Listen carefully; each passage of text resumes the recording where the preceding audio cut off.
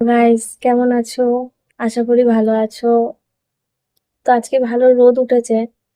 তো আমার এখনো কিছু হয়নি, জামা কাপড় কিচ্ছু কাচা হয়নি, সব পড়ে রয়েছে। আজ শরীরটাও ভীষণ খারাপ লাগছে। তো ছেলে স্কুলেও গেলাম না। আর আমি সবসময় যাই, এই টিফিন টাইমে যাই। আর আজকে গেলাম না, শরীরটা ভীষণ খারাপ লাগছে। তো ওর বাবাই দিয়ে আসে আর আমি নিয়ে আসি। আজকে ওর বাবাকে বলে দিয়েছি যে আমি আজকে যেতে পারবো না। তো রান্না সেই 11টার সময় হয়ে গেছে। বাট এত শরীরটা খারাপ লাগছে, আলসেমির জন্য উঠতেও পারছিলাম না।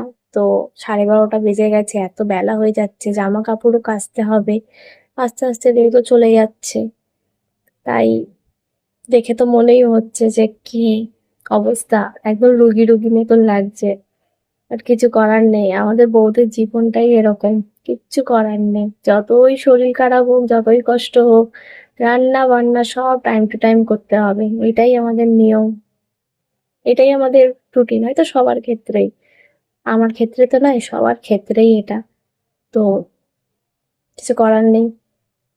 তো ছেলেটা জানি না আজকে কি করবে, কেন কি সবার প্যারেন্টসরা যায়, একমাত্র আমি সেরকম একটা যাই না। তো জানি না আজকে কি করবে। তো আবার দেখা হবে অন্য ভিডিওতে। টাটা।